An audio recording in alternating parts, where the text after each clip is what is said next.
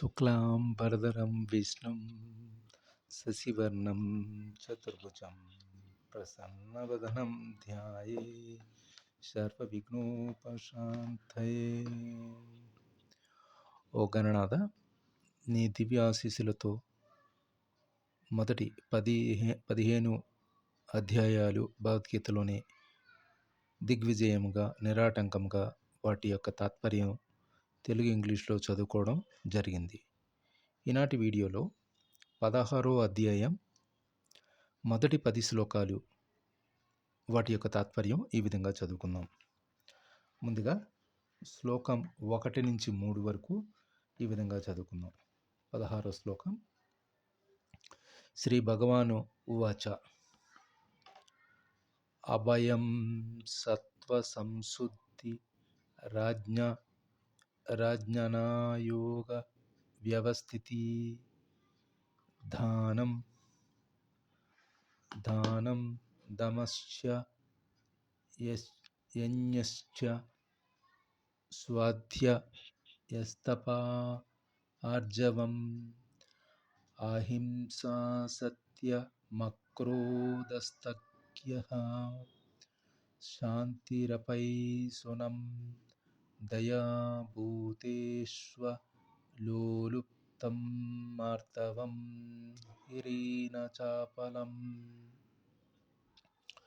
తేజః క్షమాధృతి శౌచమాద్రోహ నాతిమానితా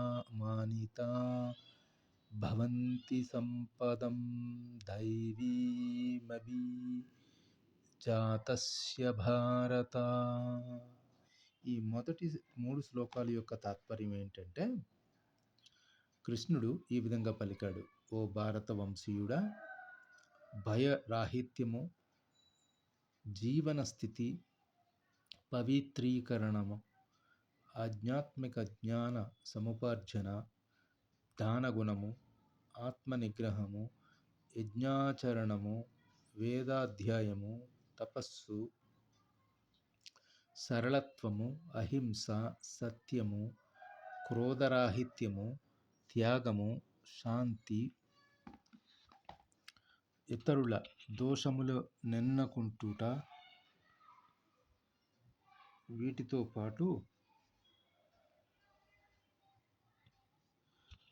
జీవులందరి పట్ల దయ, లోభరాహిత్యము, మృదుత్వము, సిగ్గు, దృఢ నిశ్చయము, తేజస్సు, క్షమ, ధైర్యము, శుచిత్వము, అసూయారాహిత్యము, గౌరవవాంఛ లేకుండుట అను ఈ దైవ గుణములు దైవీ స్వభావము కలిగిన వ్యక్తులకు చెందినవి అని ఈ మొదటి 3 శ్లోకాలు 16వ అధ్యాయం భగవద్గీతలోని దైవాసుర స్వభావముల యొక్క శ్లోకముల యొక్క తాత్పర్యంగా మనం 16వ అధ్యాయంలో వాటి యొక్క తాత్పర్యం ఈ విధంగా మనం అర్థం చేసుకోవచ్చు. అటు పిమ్మట మనం ఈ మొదటి 3 శ్లోకాలు కూడా ఇంగ్లీష్లో కూడా ఈ విధంగా దాని యొక్క తాత్పర్యం చదువుకుందాం. So with this we started the chapter 16 of the Bhagavad Gita, Daivasura Sampad Vibhaga Yoga, the yoga of division between divine and the demonic. Lord Krishna categorized human traits into 2 distinct natures. The first 3 verses listing the 26 qualities. They lead to liberation, followed by the traits that lead to bondage. With this first 3 slokas of the divine qualities, Daivi Sampad, Krishna said, the Supreme Lord said, fear, fearlessness, purity of heart, steadfastness in knowledge, yoga, charity, self-control, sacrifice, study of the scriptures,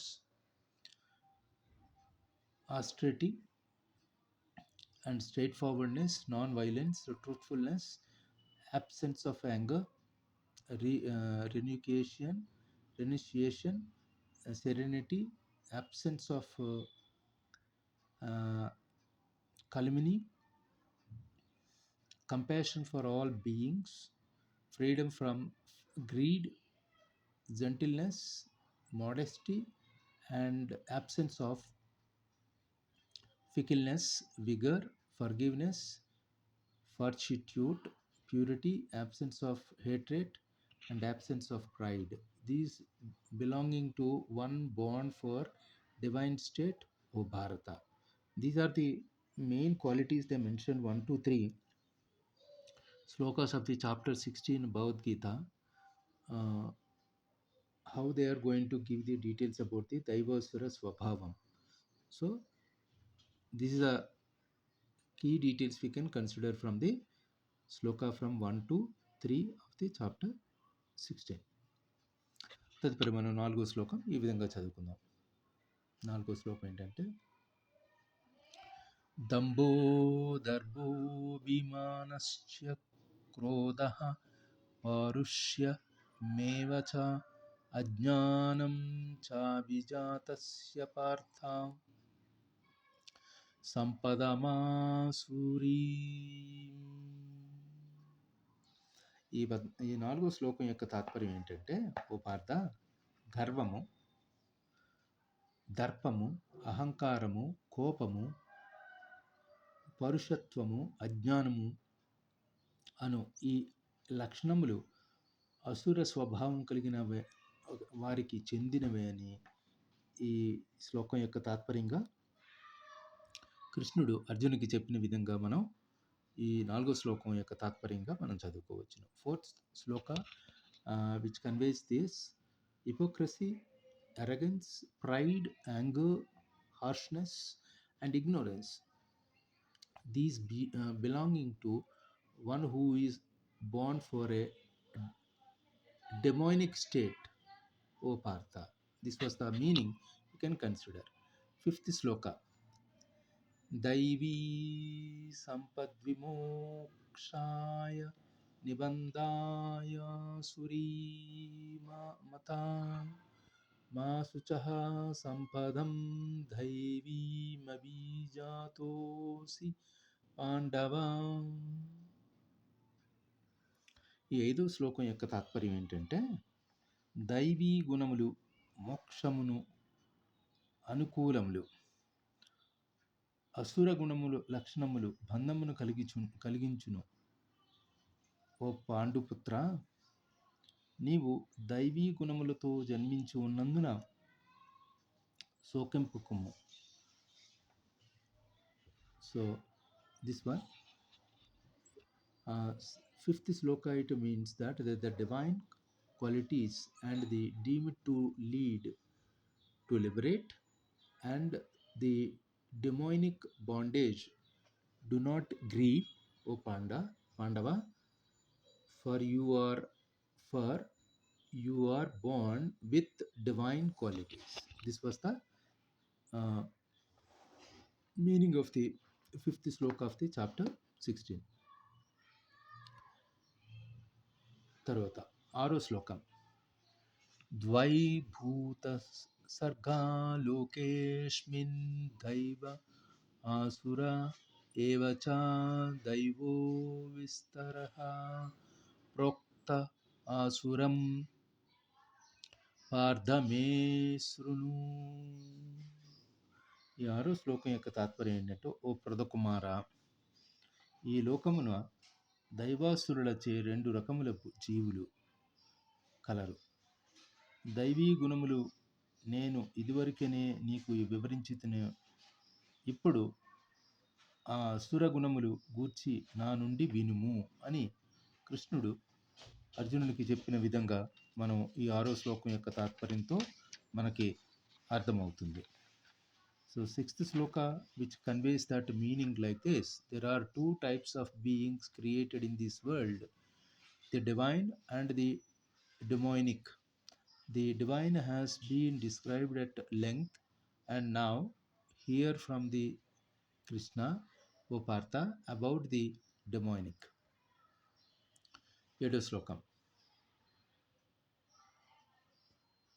ప్రవృత్తిం చ నివృత్తిం చ జనాన విదురాసురః న శౌచం నాపి చాచారో న సత్యం తేషు విజ్యతే. 7వ శ్లోకం తాత్పర్యం ఏంటంటే, అసుర గుణ స్వభావములు కలిగిన చేయవలసినదేదో చేయకూడదనేదేదో ఎరుగరు. శుచిత్వము గాని సదాచారము గాని సత్యము గాని వారిలో గోచరింపవరు అని మనం 7వ శ్లోకం యొక్క తాత్పర్యంగా మనం 16వ అధ్యాయంలో మనం 7వ శ్లోకం యొక్క తాత్పర్యంగా చదువుకోవచ్చును. 7th sloka meaning from the chapter 16 conveys like this: persons of the demonic nature do not know what to do and what to refrain from doing. Neither purity nor right conduct nor truth is found in them. Okay.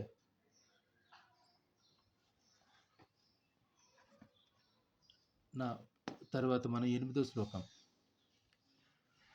అసత్యమా ప్రతిష్టతం తే జగదాహురారీశ్వరం అపరస్పరా సంభూతం కిం మన్యత్ కామహైతుకం.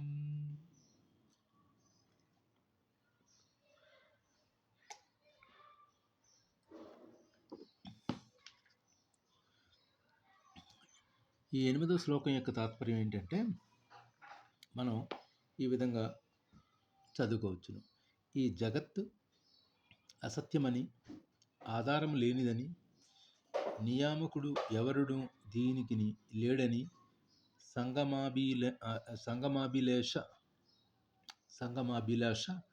చేతనే ఇది ఉత్పాదితమైనదని, దీనికి కామము తప్ప మరొక కారణము లేదని వారు పలుకుదురు అని 8వ శ్లోకం యొక్క తాత్పర్యంగా మనం చదువుకోవచ్చు.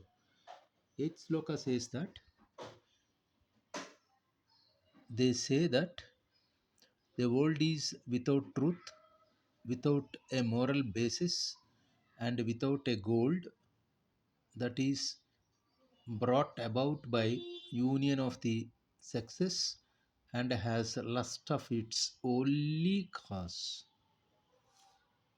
తదుపరి మనం 9వ శ్లోకం ఏ విధంగా చదువుకుందాం అంటే, ఏతాం దృష్టి మవష్టభ్య నష్టాత్మనోల్ప బుద్ధయః ప్రభవంత్యుత్యగ్రహ కర్మాణః క్షయాయ జగతో హితాః. ఈ 9వ శ్లోకం యొక్క తాత్పర్యం ఏం చెప్తుందంటే, నష్టాత్ములు, అల్ప బుద్ధులైన అసుర స్వభావులు అట్టి అభిప్రాయములచే అనుసరిస్తూ అహిత్యములు, ప్రపంచ వినాశకరమైన ఉగ్రకర్మలలో నెలకొందురు అని 9వ శ్లోకం యొక్క తాత్పర్యం 16వ అధ్యాయం నుంచి మనం వాటి యొక్క తాత్పర్యం ఈ విధంగా చదువుకోవచ్చు.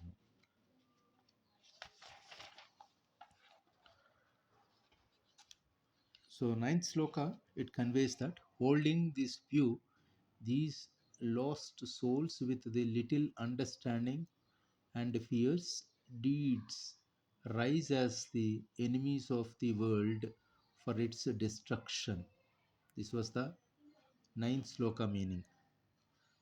ఈనాటి వీడియోలో మనం చివరిగా చదువుకోబోతున్న ఈ 16వ అధ్యాయంలో 10వ శ్లోకం ఈ విధంగా ఉంది. 16వ శ్లోకం. కామమాశ్రిత్య దుష్పురం దంభాభిమాన దాన్వితాః మోహధృతి హిత్వా సద్గ్రాహాన్ ప్రవర్తంతే శుచివ్రతాః. ఈ 10వ శ్లోకం యొక్క తాత్పర్యం ఏంటంటే, తృప్తి చెందనట్టి కామమును ఆశ్రయించి గర్వంతోనూ దురహంకారంతోనూ మదముతోనూ కూడిన వారై మోహితులైన అసుర స్వభావములు అశాశ్వతమైన విషయముల పట్ల ఆకర్షితులై ఎల్లప్పుడూ అపవిత్ర కార్యములలోనే కొనసాగుతుందురు అని ఈ 10వ శ్లోకం యొక్క తాత్పర్యంగా మనం 16వ అధ్యాయం దైవాసుర స్వభావం నుంచి మనం అర్థం చేసుకోవచ్చును. The 10th Shloka which conveys giving themselves up to insatiable lust, filled with hypocrisy, pride, and arrogance, holding evil ideas through delusion, they act with impure results. With this, we are concluding the first 10 slokas of the chapter 16 from Bhagavad Gita. ఇంతటితో మనం ఈ 10 శ్లోకాల యొక్క సారాంశం తాత్పర్యం మనం తెలుగులో చదువుకున్నాం. ఇంతటితో మనం ఈ వీడియోని స్వస్తి పలకడానికి సర్వే జనా సుఖినో భవంతు, సర్వ సమస్త సమ్మంగళాని తంతు, అసతో మా సద్గమయ, తమసో మా జ్యోతిర్గమయ, మృత్యోర్మామృతంగమయ.